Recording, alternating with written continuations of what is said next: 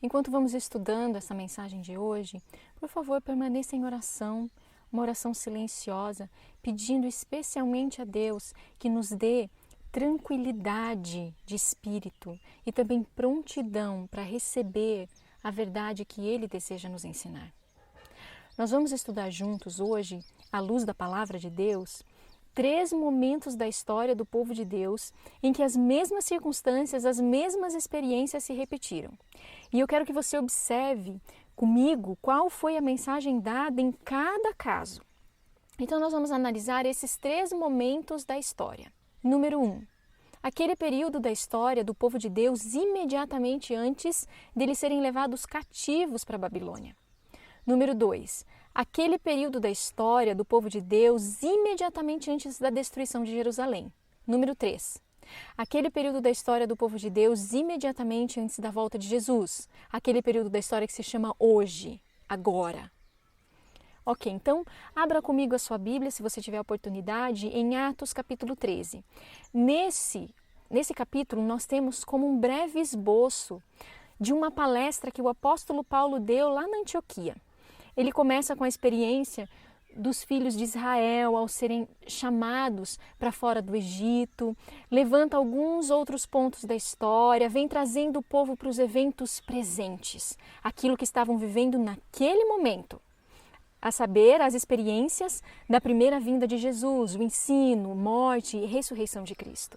E então ele encerrou o seu discurso com estas palavras: Ficai sabendo, pois, irmãos, que por este homem vos é pregado a remissão dos pecados, e por ele todos os que creem são justificados de todas as coisas, das quais não podereis ser justificados pela lei de Moisés. Acautelai-vos, portanto, para que não venha sobre vós o que está dito nos profetas. Eis que vós, desprezadores, maravilhai-vos e perecei, porque realizo uma obra em vossos dias, uma obra da qual de maneira nenhuma acreditareis, embora alguém a declare a vós. Observe que ele disse o que está dito nos profetas. Ao que ele está se referindo? Que profetas ele está falando? Primeiro ele está falando do profeta Isaías. E o que foi que o profeta Isaías disse? Leia comigo.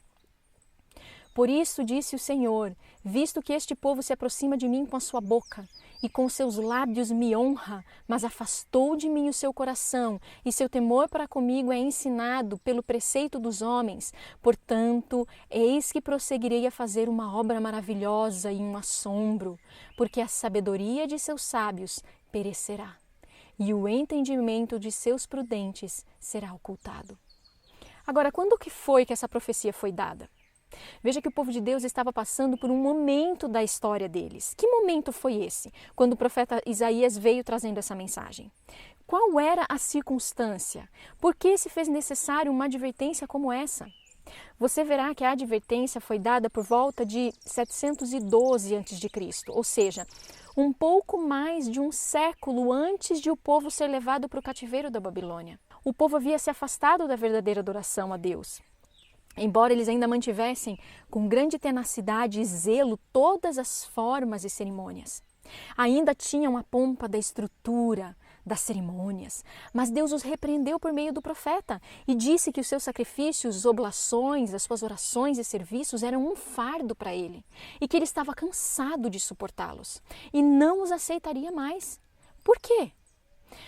Porque, embora eles se apegassem às formas das cerimônias externas, ao título de igreja verdadeira, ao templo do Senhor, eles haviam deixado de fora dessas formas e cerimônias a única coisa que poderia tornar estas coisas de algum valor aos olhos de Deus. Que valor que tem sacrifícios, cerimônias, cultos, templos, festas que Deus mesmo instituiu, se estas coisas não vierem de um coração quebrantado e contrito?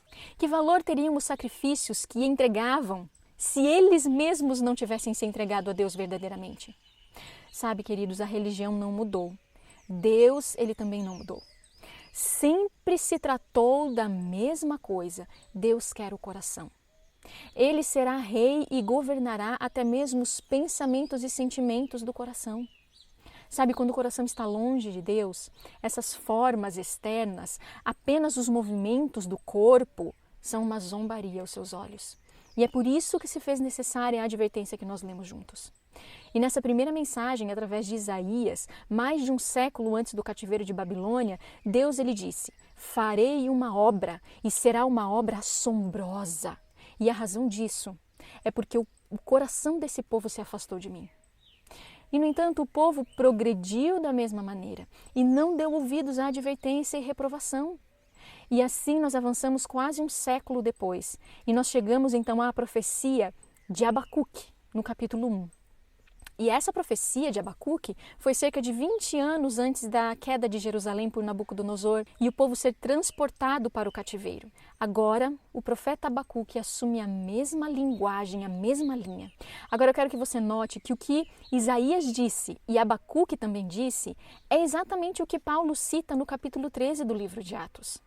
Em Abacuque 1:5, o profeta pergunta ao Senhor por que Deus mostra a iniquidade, mantém diante dos olhos do profeta a iniquidade, por que Deus traz ali diante do profeta cenas de opressão, de violência, de destruição e mantém essas imagens diante da mente.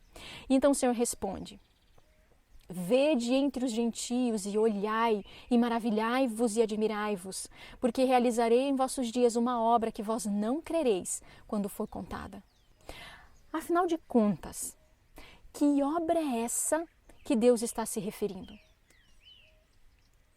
Pois eu suscito os caldeus, essa nação feroz e impetuosa que marcha sobre a largura da terra para se apoderar de moradas que não são suas.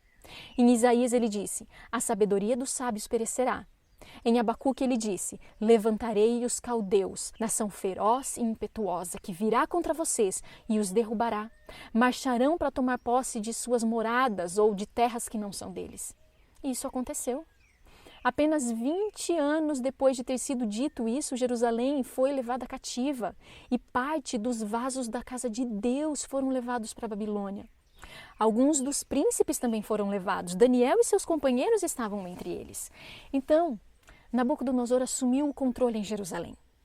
E isso foi rapidamente seguido por uma queda ainda maior até o tempo de Zedequias, quando a cidade foi destruída, o templo foi queimado e os vasos foram retirados da casa de Deus e o povo foi levado para uma terra estranha.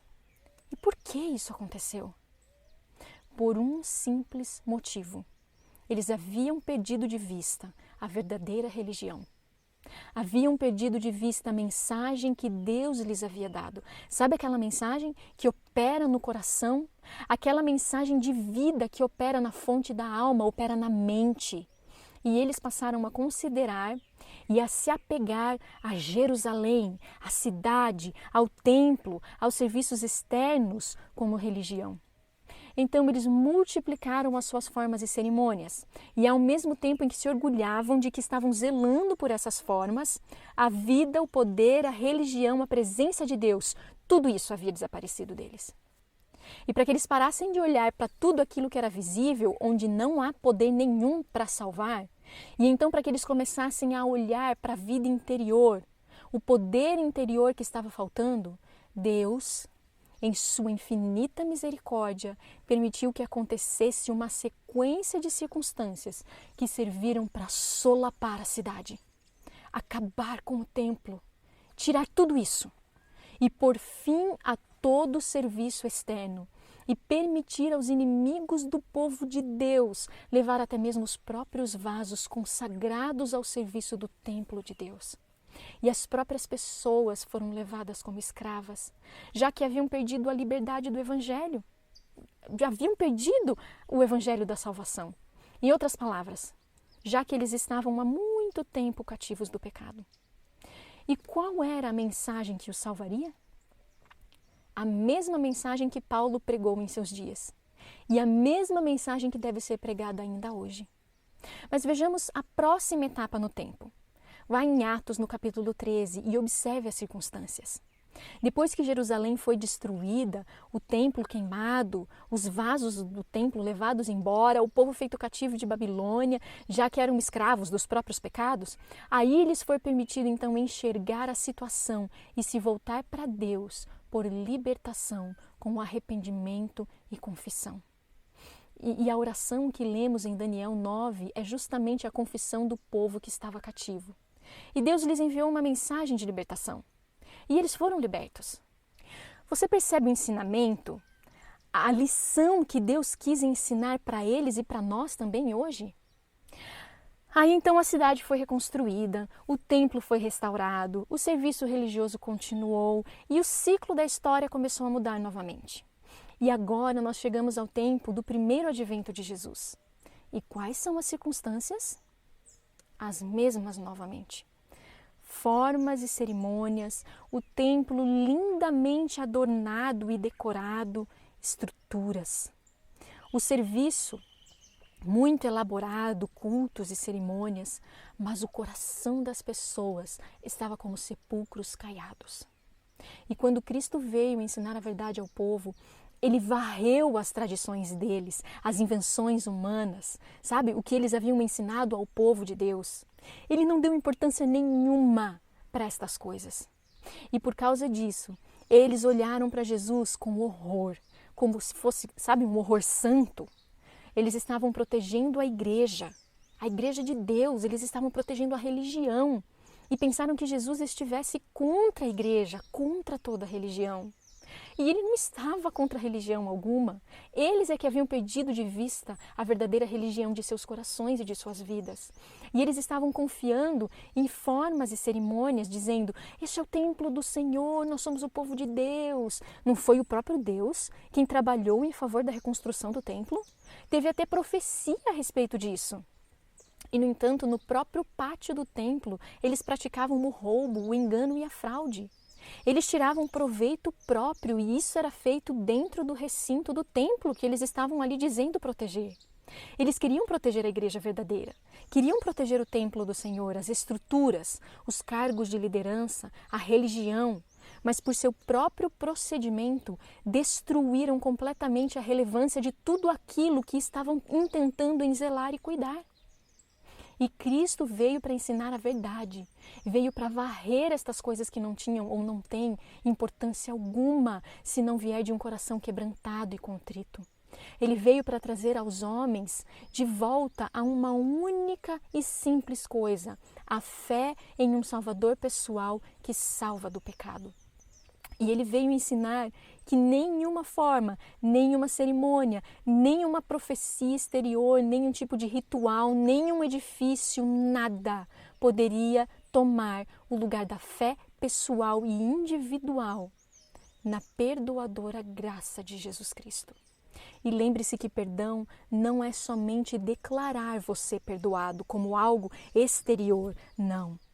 É recuperar você do pecado, é tirar o pecado da sua vida e ele não mais existir na sua experiência. Essa era a lição que Jesus veio ensinar. E como foi que eles receberam esse tipo de ensinamento? Que era a única coisa capaz de salvar de verdade. Os líderes daquela época, que externamente defendiam a religião, defendiam a igreja, disseram assim, precisamos matar esse homem, precisamos acabar com esses aí.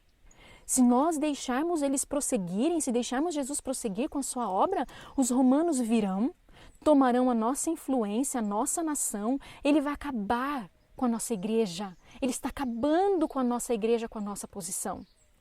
Eles estavam apegados a quê? Note que muitos deles estavam preocupados em manter o seu lugar, sua posição externa, estavam buscando ser reconhecidos, poder político. Já outros, por serem completamente ignorantes da verdade de Deus e do Evangelho, eram zelosos pelas estruturas, pelos líderes, pelas formas e cerimônias, como Saulo, julgando fazer um serviço para Deus. Afinal, era o templo de Deus. Eles eram o povo de Deus que ele mesmo havia escolhido, eles eram a sua igreja, realizavam cerimônias instituídas pelo próprio Deus. Mas haviam perdido completamente de vista o que tudo aquilo significava. E eles disseram, se esse homem continuar com seus ensinamentos, todos acreditarão nele. E então, quem que vai se apresentar como voluntário para lutar contra os romanos? Como que nós construiremos o nosso exército? Quando vem um homem e ensina o evangelho da paz, e o povo que acredita nele se recusa a lutar, antes ora por seus inimigos, esse homem precisa ser impedido. Pois se ele continuar, todos acreditarão nele, então os romanos eles vêm e acabam com o nosso lugar e a nossa nação. Ele quer destruir a relevância dos templos. Ele quer destruir as cerimônias sagradas. E então o mataram. Agora veja como Paulo apresenta a mesma coisa, o mesmo assunto em Atos 13. E embora não achassem alguma causa de morte, pediram a Pilatos que ele fosse morto. E havendo eles cumprido todas as coisas que dele estavam escritas, tirando-o do madeiro, o puseram na sepultura. Mas Deus o ressuscitou dentre os mortos. Por isso também em outro salmo diz: não permitirás que o teu santo veja a corrupção, porque na verdade, tendo Davi no seu templo servido conforme a vontade de Deus, dormiu, foi posto junto de seus pais e viu a corrupção. Mas aquele a quem Deus ressuscitou, nenhuma corrupção viu. Seja-vos, pois, conhecido, varões, irmãos, que por meio deste homem vos é pregado a remissão dos pecados, e por ele todos os que creem são justificados de todas as coisas, das quais não podereis ser justificados pela lei de Moisés. Você percebe que se trata da mensagem da justificação pela fé? Ou seja, sempre se tratou de ser puro, santo. E o único que pode fazer isso por mim e por você é Jesus, e não as coisas. O que importa é estar ligado ao céu e não ao templo e suas cerimônias, aparentemente cumpridores de estatutos e juízos, mas desconheciam a vida incorruptível de Jesus nas próprias vidas. Note que tudo gira em torno desse poder da vida incorruptível capaz de livrar da corrupção, de livrar do pecado. De modo que Jesus não viu corrupção por ter sido ressuscitado dos mortos. Então Paulo disse, por causa disso, por causa do poder da vida incorruptível revelada neste homem Cristo Jesus, há justificação para todo aquele que crê em seu poder de justificar de todas as coisas, das quais nós não podemos ser justificados pela lei de Moisés. Então veio a advertência. Acautelai-vos, pois, para que não venha sobre vós o que está dito nos profetas. Em outras palavras, cuidem, cuidado, para que vocês não façam a mesma coisa que eles fizeram, porque o resultado já é conhecido, já foi revelado pelos profetas. E isso foi dito em que ano? No ano 40 depois de Cristo. O que estava se aproximando da história do povo? A destruição de Jerusalém mais uma vez. Quando Cristo esteve aqui, ele disse: Jerusalém, Jerusalém, que matas os profetas e apedrejas os que te são enviados. Quantas vezes quis eu ajuntar os teus filhos como a galinha ajunta os seus pintinhos debaixo das asas, e tu não quiseste. Eis que a vossa casa vai ficar-vos deserta. Depois da crucifixão, ressurreição e ascensão de Jesus, o apóstolo Paulo apresentou a história e afirmou ao povo da época dele o que aconteceria com eles, como se o que aconteceu no passado fosse uma mensagem que valia para o tempo presente novamente. Uma mensagem que, afinal, ela existe desde o início. Isaías já tinha afirmado a mesma coisa, Abacuque também. E o povo agora estava passando pela mesma experiência. E havia ainda nas páginas da história divina uma lição para o povo de Deus aprender. Qual lição? Tirar os olhos das formas e cerimônias exteriores, das estruturas, das coisas visíveis, e olhar para toda aquela glória enchia os olhos, mas o coração continuava vazio. Então eles deviam aprender a tirar os olhos daquilo que é visível e olhar para dentro deles mesmos e enxergar a podridão do coração, para aprender a confiar no poder de Deus que é capaz de purificar de todo o pecado, capaz de fazer deles uma nação realmente santa, de coração puro, de espírito reto. E agora, hoje, nós estamos passando pelas mesmas circunstâncias mais uma vez. Diante de nós está a nossa Jerusalém, ameaçada de destruição, sim. Nossas estruturas, nossas cerimônias, nosso louvor, nossos púlpitos, nossos shows, filmes, seriados, batismos, santas ceias, tudo está sob uma terrível ameaça de destruição. E por quê? Pela mesma razão de antigamente. Eles haviam recusado a verdade, recusado a mensagem de Deus, haviam se afastado do serviço de coração e aceitaram as formas e cerimônias no lugar daquela operação e vida de Deus no coração e na alma. Agora estamos enfrentando as mesmas circunstâncias novamente. E a mesma advertência precisa soar agora aos nossos ouvidos. Cuidado, cuidado, para que a mesma coisa não aconteça com vocês. E a nação, como povo, como igreja verdadeira, não deu ouvidos à advertência. Não levou a sério a lição apresentada na história. E no ano 70, Tito veio com o exército romano e Jerusalém foi novamente destruída. O templo foi novamente queimado.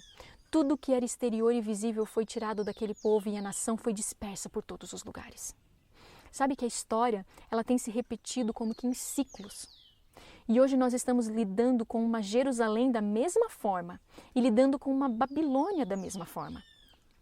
Mas para que fique claro, nós estamos lidando com uma Jerusalém da qual a antiga Jerusalém era o tipo. E estamos lidando com uma moderna Babilônia, da qual a antiga era um tipo. E hoje nós estamos na mesma situação. Estamos sendo colocados face a face novamente com o mesmo conjunto de circunstâncias. E Deus preservou a mesma advertência para nós. Acautelai-vos, portanto, para que não venha sobre vós o que está dito nos profetas. Eis que vós, desprezadores, maravilhai-vos e perecei, porque realizo uma obra em vossos dias, uma obra na qual de maneira nenhuma acreditareis, embora alguém a declare a vós.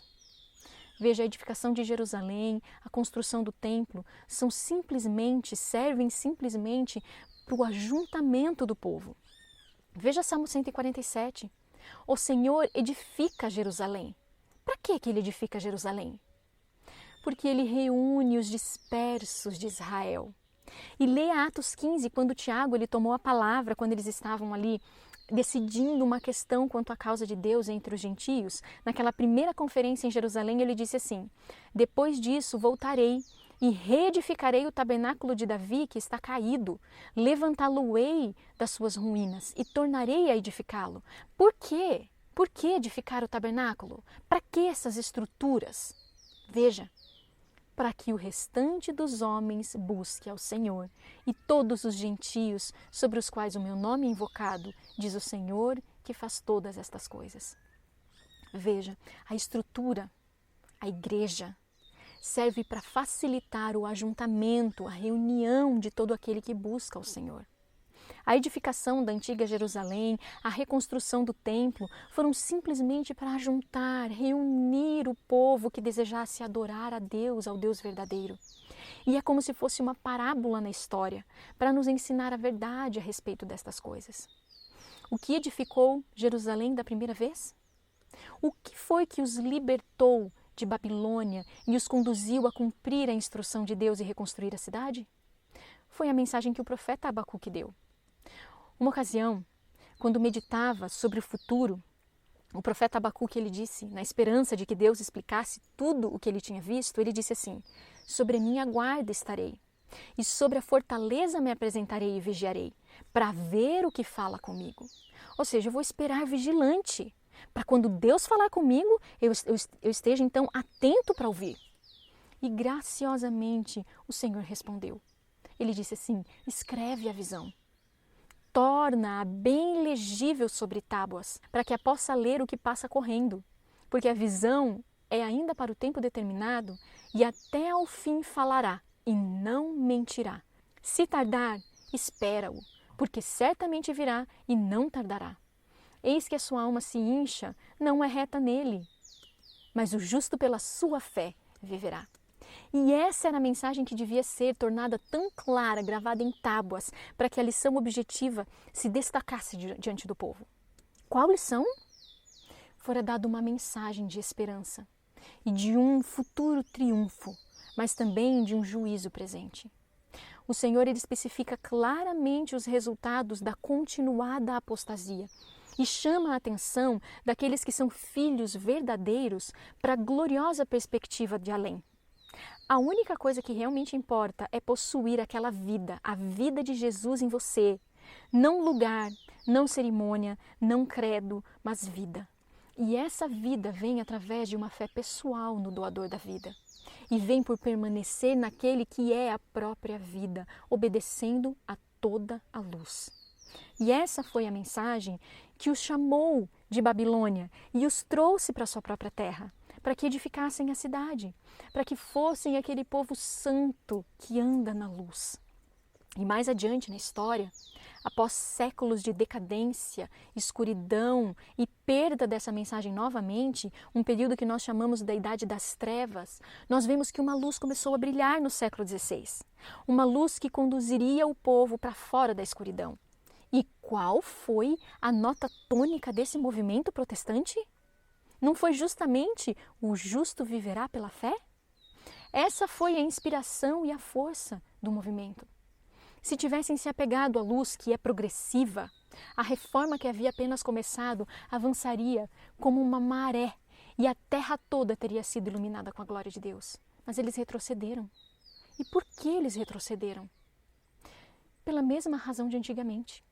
Em vez de olhar para frente e avançar cada vez mais na luz, eles ficaram temerosos de seguir além de seus pais reformadores e voltaram as costas para a luz. E começaram então a aceitar a tradição e não acompanharam a luz. Perderam o poder.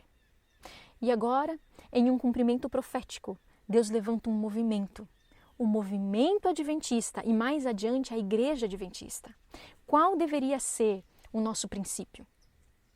Descartar o credo, a tradição, a invenção humana, os mestres humanos, os mandamentos de homens, tudo isso. E simplesmente nos voltar para a palavra do Deus vivo. Esse é o nosso fundamento.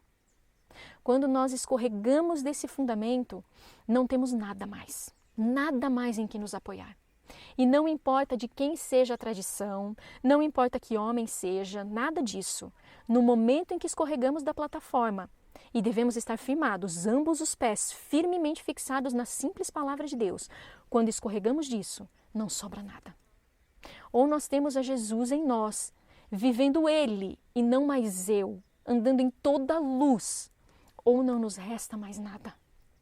Portanto, a Igreja Adventista, com as suas 3 mensagens angélicas, que é a missão, veio à existência para realizar a obra de edificar Jerusalém mais uma vez.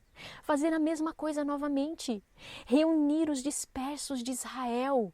Reconstruir as ruínas da alma em primeiro lugar. A mensagem capaz de realizar isso é uma mensagem simples. Viver pela fé. O justo viverá pela fé. Viver, não parecer viver. Poder do alto governando o nosso corpo mortal, a nossa mente, a nossa língua, para que a vida de Jesus se manifeste nessa nossa carne. Com toda a sinceridade, eu quero dizer algo agora. Quando nós deixamos essa simples verdade fora de nosso ensino e nossa experiência, nós voltamos para onde o povo estava no tempo de Isaías e de Abacuque e no tempo de Jesus Cristo. E pertence a nós a mesma mensagem de advertência. Sabe, irmãos, eu faço um apelo às circunstâncias. Eu quero pedir que cada pessoa aqui que conhece um pouco, algo da nossa história, que pense um pouco. Todo aquele que conhece o início do movimento adventista sabe que no começo houve um poder maravilhoso. Não porque eles tinham toda a verdade, toda a luz, mas porque eles andavam em toda a luz que possuíam, em nada rejeitando daquilo que Deus havia até ali enviado. Portanto, Deus deu testemunho de sua mensagem. E almas foram convertidas não pelo poder da eloquência, mas pelo poder do Espírito de Deus.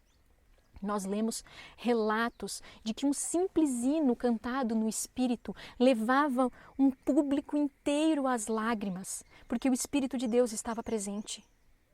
Será que você não anseia em seu coração pelo poder daqueles dias, que se repita em nossos dias? Esse tempo e essa experiência, eles não vão voltar ao nós nos virarmos para o passado e queremos viver a luz que eles tinham lá atrás. Olhe para os pioneiros, olhe. Não é isso. Essa experiência vai voltar a ser nossa quando nós buscarmos aquele que é a luz e abrirmos as janelas da alma para o céu, fechar as janelas para a terra.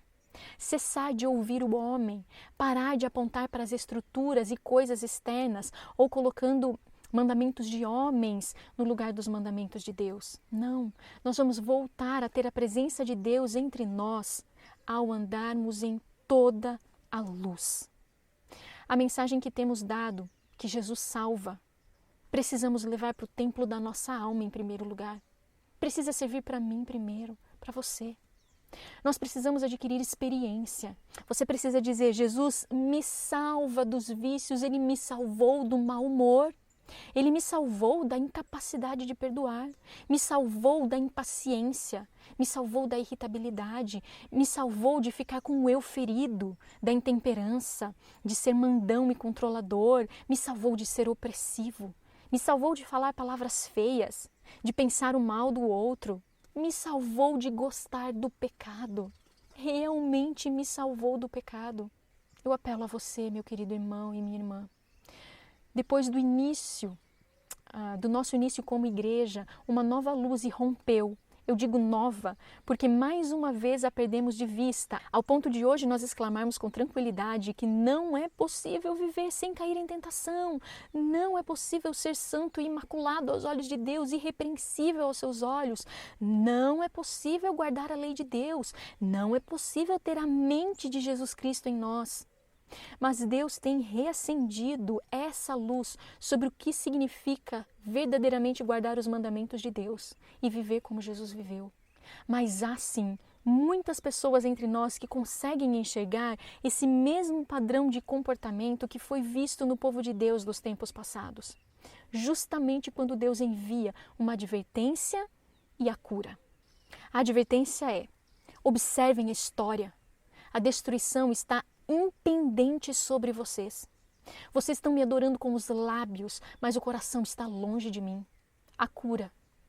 Aceitar de verdade a mensagem nos convidando a experimentar a libertação do pecado e viver pela fé a justiça de Jesus. Qual tem sido a nossa história desde que essa mensagem foi dada em 1888 e reacendida em nossos dias? Onde estamos agora em relação à mensagem? Até que ponto essa verdade foi reconhecida, não apenas consentida, mas de fato vivida entre nós plenamente? Já experimentamos a morte do eu? Já morremos para o mundo e para o pecado? Essa luz tem sido rejeitada, tem sofrido muita oposição por parte de muitas pessoas. E por isso Deus vem e diz: cuidado, cuidado, para que não aconteça com vocês o que está dito nos profetas. E Ele diz para mim e para você: olhem, desprezadores, maravilhai-vos e perecereis. Eu não tenho visto uma resposta da nossa parte à altura da mensagem que Deus nos enviou, que tenha trazido algum resultado efetivo. Eu estou disposta a enfrentar o fato. É um fato. Precisa haver entre nós, povo e pastores, um espírito de arrependimento que nós não temos visto há anos. Precisa haver uma obra de reavivamento, de reforma entre nós, que ainda não estamos vendo nem sinal de que começou de verdade. Eu tenho orado e orado para que Deus faça isso, e Ele é o único que pode fazê-lo. Eu digo a todos os ministros e todo o povo de Deus: se nos levantarmos para continuar vivendo do mesmo jeito, sem que nos sobrevenha uma mudança decidida e mais marcante, diferente da que temos tido até agora, já podemos estar certos dos resultados. Deus, em sua infinita misericórdia, permitirá que seja destruído tudo aquilo que tem substituído a verdadeira religião na nossa vida. Que Deus tenha piedade de seu povo e de sua obra. Talvez vocês pensem que eu estou falando de forma muito afiada, muito cortante, mas eu digo isso a vocês, meus irmãos, porque minha alma está sobrecarregada com isso e eu devo transmitir essa mensagem. Eu creio que Deus, através de sua palavra, falou coisas que fazem nos estremecer. E se isso não fizer você e eu dobrarmos os nossos joelhos em arrependimento e humilhação diante de Deus, o que é que vai fazer? Nós vamos continuar vivendo sem energia, sem poder, sem luz? Nós vamos voltar a passar pelas mesmas experiências novamente? Eu creio que chegamos a uma encruzilhada e nós precisamos decidir de uma vez por todas. Eu não quero ver esse círculo vicioso se repetindo eternamente, essa história se repetindo, as circunstâncias se repetindo. Há aqueles que muito consomem e não produzem, a quem Deus converterá por meio de arrependimento ou os removerá da obra. Eu realmente espero isso. De duas uma. Ou acontece a verdadeira conversão do coração, uma nova experiência nessa mensagem, ou os que estão tentando dar essa mensagem sem ter sido verdadeiramente convertidos por ela serão removidos pelo dedo de Deus muito em breve. Por que sair e pregar uma mensagem às pessoas para salvá-las do pecado, salvá-las de Babilônia, prepará-las para a vinda do Senhor, quando nós mesmos não conhecemos a mensagem na alma? Deus me livre! A mensagem é tão simples. O justo viverá pela fé. A fé de Jesus, que produz os mesmos frutos que nele.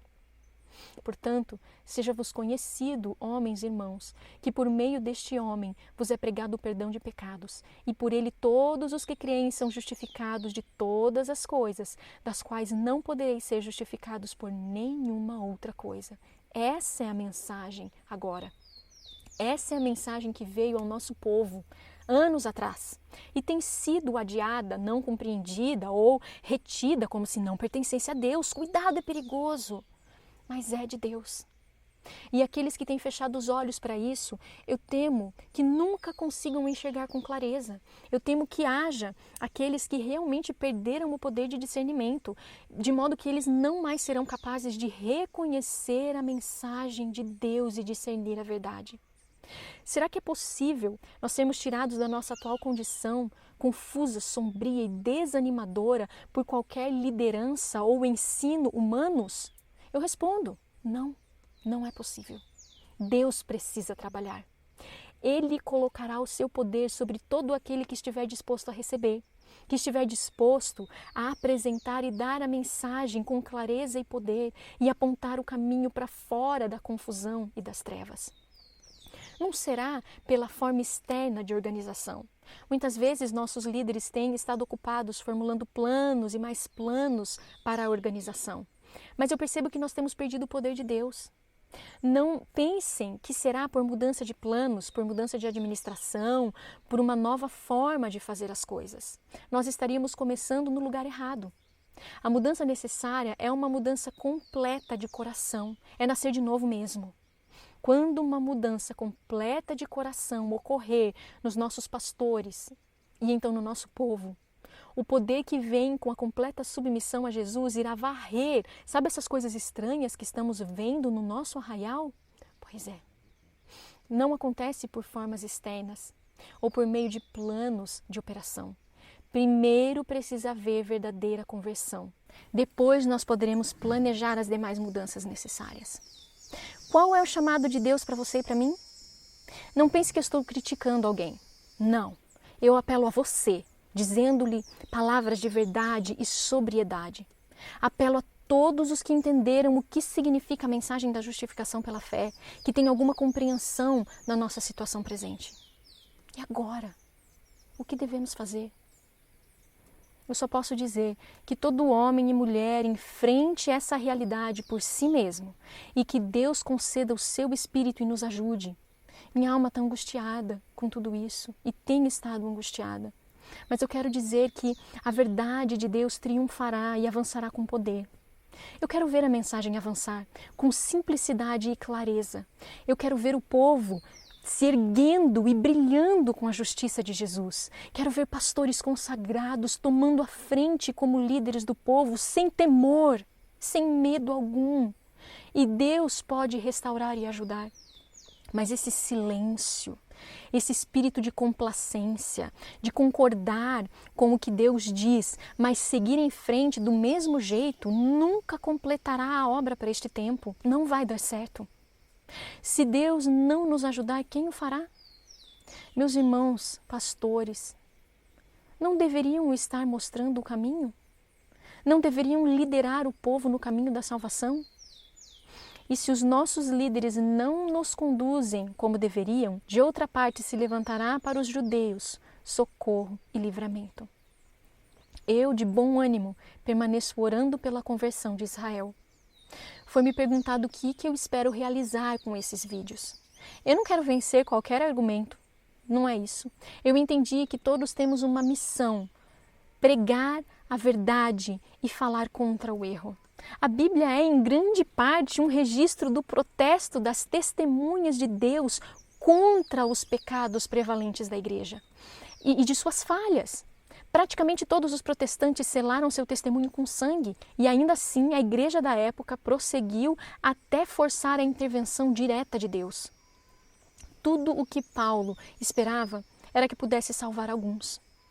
Praticamente todos os apóstolos morreram como mártires e Cristo foi pendurado numa cruz. Levou 40 anos para que a destruição viesse. Deus esteve tentando intervir através de seus instrumentos, mas não deram ouvidos. Aí Deus se levantou e a destruição foi completa. Não brinque com Deus. Muitos costumam dizer assim: olha, pare com isso, Deus não precisa de justiceiros. Ele vai endireitar todas as coisas, a obra é dele quando ele achar que deve. É verdade, ele vai endireitar todas as coisas.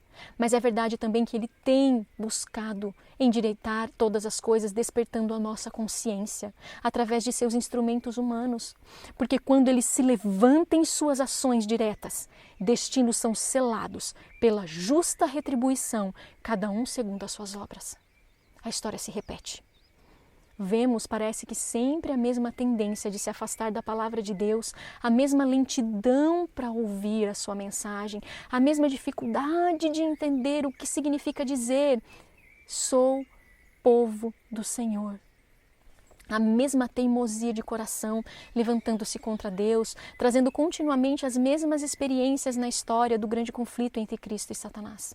Quando nós conseguimos aceitar a palavra de Deus, e à luz dessa palavra enxergar esses ciclos de repetição na história, identificar o que levou a essas experiências e também identificar o que foi que libertou o povo de Deus dessas experiências, aí nós poderemos aprender lições salvadoras para o presente e para a eternidade. Não seria hora de trazer a mensagem de Deus para o nosso coração e ter a certeza de que Ele está falando conosco? De que tudo isso se refere a nós, quando Ele adverte, quando Ele corrige, e Ele está esperando uma resposta da nossa parte? Que Deus nos dê a sua graça, meus irmãos, para responder à sua mensagem. Que Ele nos ajude a permitir que Ele realize em nós tudo aquilo que Ele deseja e nos salve dessa angústia em que caímos e nos conduza com o braço forte, vencendo e para vencer, para que o dia da sua vinda possa ser apressado e possamos vê-lo como Ele é e descansar com Ele em seu reino eterno. Essa é a minha oração pelo povo, por Israel.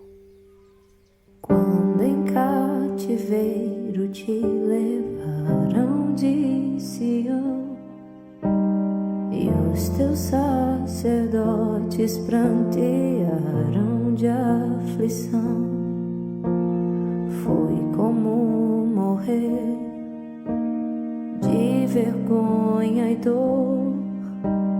Caminhava triste o povo forte do Senhor a Jerusalém, porque deixastes de adorar o Deus vivo que em tantas batalhas te ajudou. Chora Israel num lamento só. Talvez Deus se lembre do bichinho de Jacó.